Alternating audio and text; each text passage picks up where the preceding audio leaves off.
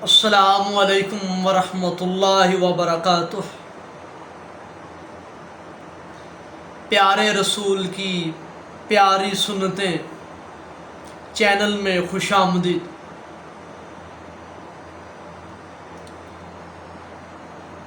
بسم اللہ الرحمن الرحیم۔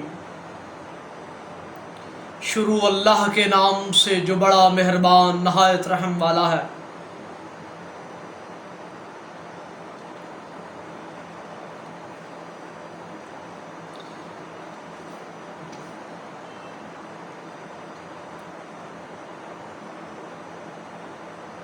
وزارت اسلامی امور و اوقاف دعوت و ارشاد کی شائع کردہ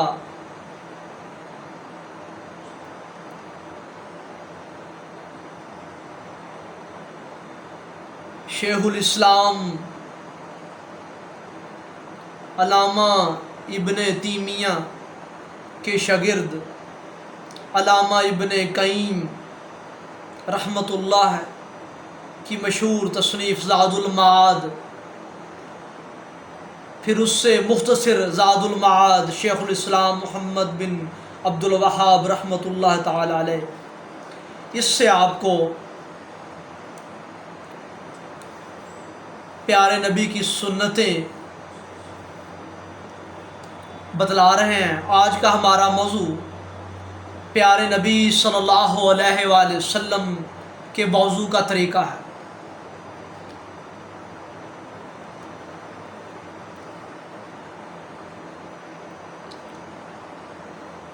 جناب رسول اللہ صلی اللہ علیہ وآلہ وسلم ہر نماز کے لیے اکثر الگ وضو فرماتے تھے۔ کبھی ایک ہی وضو سے کئی نمازیں پڑھ لیتے، کبھی ایک مد سے، کبھی 2/3 مد سے، اور کبھی اس سے زیادہ سے وضو فرما لیتے۔ اس سے مراد ایک سیر ہوتا ہے۔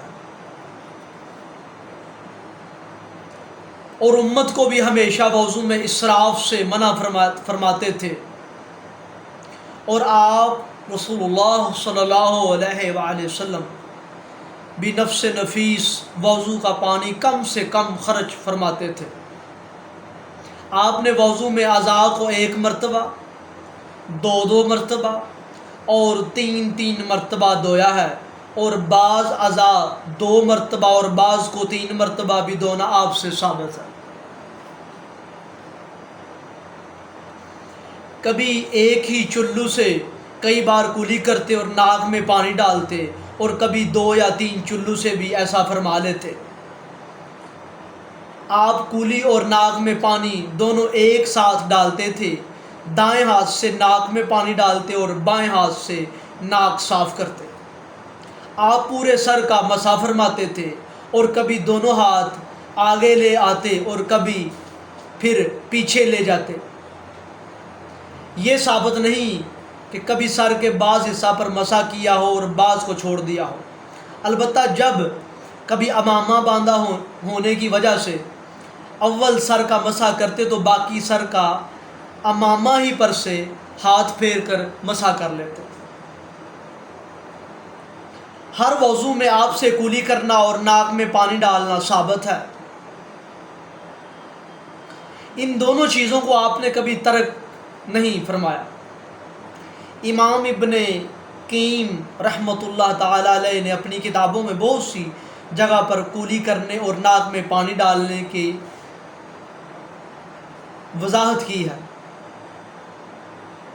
اور اسی طرح سے وضو میں ترتیب اور پے در پے کرنا ضروری ہے۔ کبھی اس کے خلاف ثابت نہیں ہے۔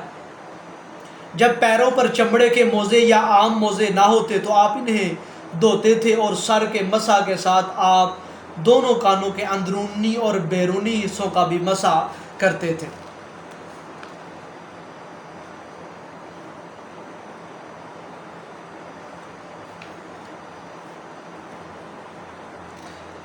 وضو کرنے کے دوران جو دعائیں نبی کریم صلی اللہ علیہ وآلہ وسلم کی طرف منسوب ہیں، یہ سب غلط ہیں۔ اس سلسلہ میں صرف یہ ثابت ہے کہ آپ صلی اللہ علیہ وآلہ وسلم شروع میں بسم اللہ کہتے تھے اور آخر میں یہ دعا پڑھتے تھے، اشہد اللہ الہ الا اللہ وحدہ لا شریک لہ واشہد ان محمدا عبدہ ورسولہ،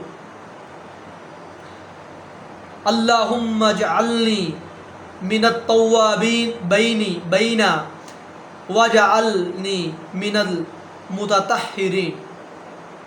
اور سنن نسائی کی ایک اور دوسری حدیث میں یہ دعا ہے، سبحانک اللہم وبحمدک واشہد اللہ الہ الا انت استغفرک واتوب الیک۔ رسول اللہ صلی اللہ علیہ وآلہ وسلم یا کوئی صحابی وضو کے شروع میں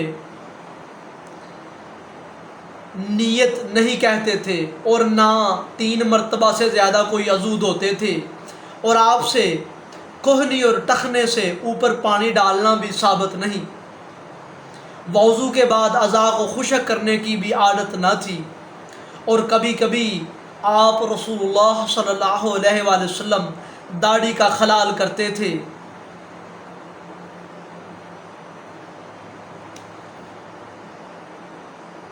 اس طرح اپنی انگلیوں میں بھی خلال کرتے، لیکن پابندی سے نہیں۔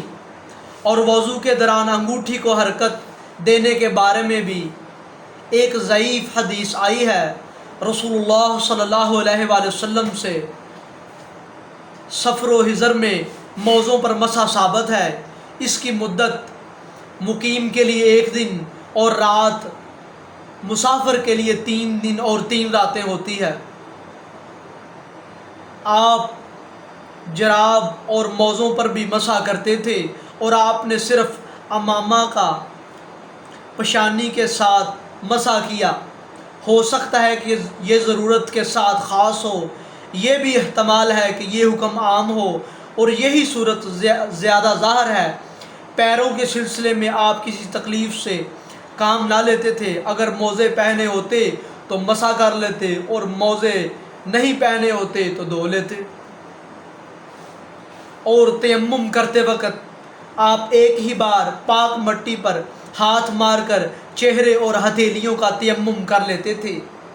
تیمم اس زمین پر کر لیتے جس پر نماز جائز ہے، خواہ وہ مٹی ہو یا ریت۔ آپ فرماتے تھے، جہاں کہیں میری امت کے آدمی کو نماز کا وقت آ جائے، اس کے پاس اس کی مسجد اور اس کی طہارت کا سامان موجود ہے۔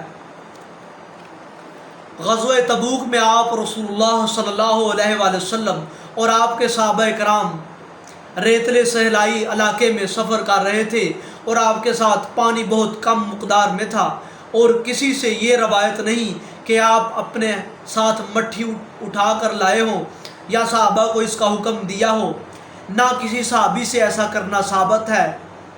اسی پر غور و فکر کے بعد یہ بات واضح ہو جاتی ہے کہ آپ نے یقیناً ریت ہی سے تیمم فرمایا تھا، اور آپ رسول اللہ صلی اللہ علیہ وآلہ وسلم سے یہ ثابت نہیں کہ ہر نماز کے لیے جداگانہ تیمم فرماتے تھے، اور نہ اس کا حکم دیا، بلکہ تیمم کو بالکل وضو کا قائم مقام قرار دیا۔